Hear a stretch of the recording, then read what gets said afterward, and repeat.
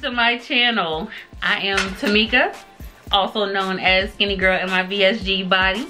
If you've seen this outfit, that's because, yeah, you've seen this outfit before, okay? I recorded 2 videos in one day, just kind of get some stuff out the way. But thank you all for coming by, watching my video. Make sure that you like, comment, share, subscribe, and all that good stuff. And this is gonna be a cute little quick Q&A.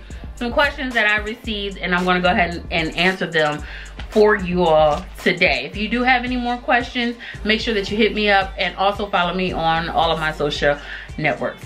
So let's get started. So one person asked me, why did you choose VSG, which is the vertical sleeve gastrectomy, versus the RNY, which is the gastric bypass? So the reason why that I chose VSG versus RNY is because I didn't want a very invasive procedure. So pretty much with the sleeve, which I've already explained before how the procedure is done, 80% of my stomach is cut out of my body, taken out, and I'm left with 20% of my stomach. With the gastric bypass, they're actually rerouting your intestines. So what they're doing is that they're taking the top portion of your stomach and they're basically, quote unquote, bypassing your stomach and routing that to the beginning of your intestines. So that's why it's called a gastric bypass, because you're bypassing your stomach. And I didn't want anything to be touching or going on with my intestines. I don't mind if you remove something, but when you're fixing and moving and copying and pasting and stuff, that wasn't for me. Also, because of the amount of weight that I wanted to lose the weight slow and steady. I didn't want it to lose it rapidly. And I know that with the gastric bypass that you can lose it rapidly, which I wanted to do it, you know, slow and steady. Not anything against anybody that have had the bypass, but I know also for the amount of weight that I wanted to lose that the sleeve was the best option for me. So the next question is, what are your goal stats? So let me just tell you what my stats are now. So I had the vertical sleeve gastrectomy in Silver Spring, Maryland at Holy Cross Hospital. Dr. Brian Cantor was my surgeon. And I was able to get surgery through Kaiser Permanente, who is my healthcare provider. I started off, my highest weight recorded was 333 pounds. When I started the actual program with Kaiser, I was 325 pounds. The day of surgery, I was 309 pounds because I had lost weight during the liquid diet for the 2 weeks during the liver shrinking phase. And then as of today, which is March the 5th, I am 242 pounds. I am at a stall, and it keeps fluctuating between 242 pounds and 245 pounds. Now, I do not have a specific goal weight that I want to be at. All I know is that I want to be team healthy. I don't want to be on high blood pressure pills, which I'm not on now. I don't want to be on cholesterol pills, and not on those. I do not want to be on pre-diabetes pills, which I'm not on. I just want to be team healthy. I do want to at least be under 200, of course. And my surgeon actually said for my height, my ideal weight should be 140 pounds. I don't want to be 140 pounds. I will be okay between 180 and we'll say 180 and 190. I will be great at that weight. I do want to be, though, in a size anywhere between 10 and 12. So as long as I can be within that range, I will be absolutely fine. Right now, I am in a size 18. Just got to an 18, so your girl is slim. How is dating after VSG? Dating is the same as it was before VSG. I don't know if you know, but I am an awkward dater. I don't date often, so if y'all got some uncles, some cousins, some brothers, some BFFs out there, holla at your girl. Okay, slide in them DMs, all right? But yes, it's the same. It's the same, but I have noticed that I am trying to engage with the opposite sex more often. How about that? Okay, so we'll just say that, okay? And the last question is, what are some nutritionist tips? So I will say that if you can, try to write everything down in your app. I have a few fitness apps, right? So here are my fitness apps. I don't know if you can see them. And no, this is not sponsored, but these are my fitness apps, right? So I have my FITBIT app. If you want to follow me on FITBIT and let's do a couple of challenges and things, make sure that you follow me, and the information will be in the description box below.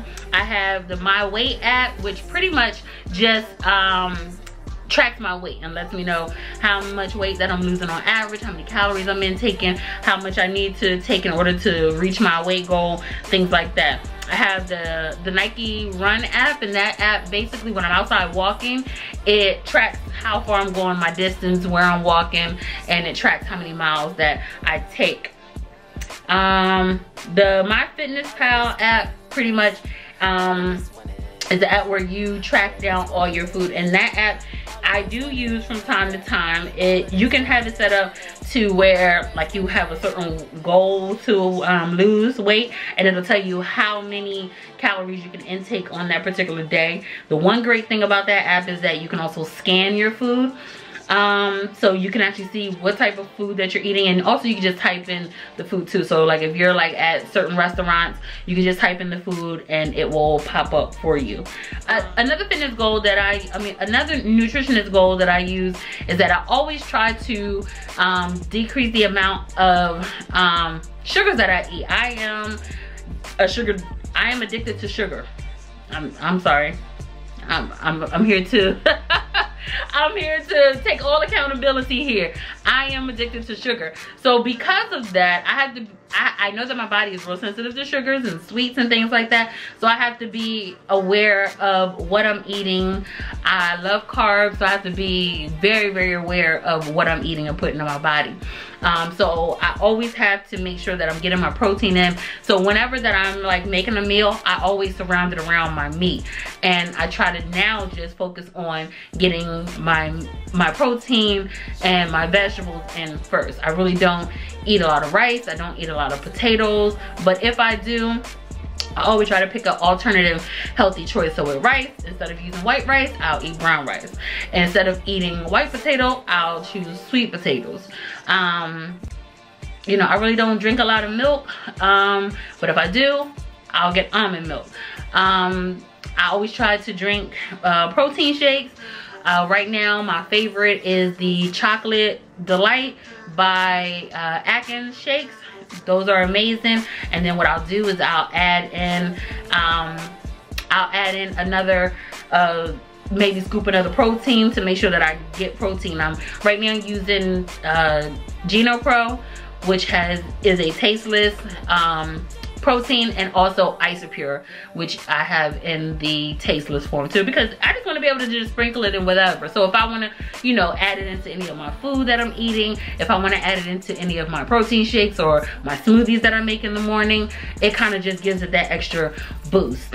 Great nutrition fact is that I always bake or steam most of my foods. I don't fry a lot of my foods. One, I don't like the grease popping me, but for two, I always make sure that I bake it or boil it or steam it. So like my shrimp, I eat shrimp pretty much out of 7 days a week. I'm probably eating shrimp about 3 to 4 days a week.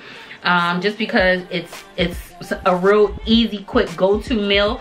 I can just put it on the stove, steam the shrimp real quick, and I can have something with shrimp in it a couple of days out the week. So I can have shrimp tacos for breakfast. I might use it in my shrimp, you know, my egg scramble in the morning. Sometimes as a snack, I know that it's late at night and I might just grab a few pieces of shrimp just to kind of hold me over until the next day. So shrimp I eat a lot of. In terms of my seafood, I always try to go with the wild caught seafood, nothing that is farm raised. So I actually had to give up tilapia. I used to love tilapia, but once that I found out that tilapia was a man-made fish, I had to let it go. So most of the fish that I eat, I'll eat cod, I'll eat salmon, love salmon. I will eat whiting. And again, they all have to be wild caught. Even my shrimp has to be wild caught, just because I don't want to add anything extra into my foods and things like that. And the big one nutritionist value that I recommend for everybody to do is get your water in. Drink water, drink water, drink water. I can't stress that enough. Your body needs the water in order to flush out your system. If you are not a water drinker, go buy the little packs of like Crystal Light, the little Kool-Aid packs that are sugar free, and add those into your water just to get your water in. But a lot of people in the weight loss surgery community are rushed to the hospital or to urgent care because they are dehydrated and they didn't get their water in to keep their body hydrated. So that is one of the #1 nutritionist you know, factors that I could let you all know. Get your water in.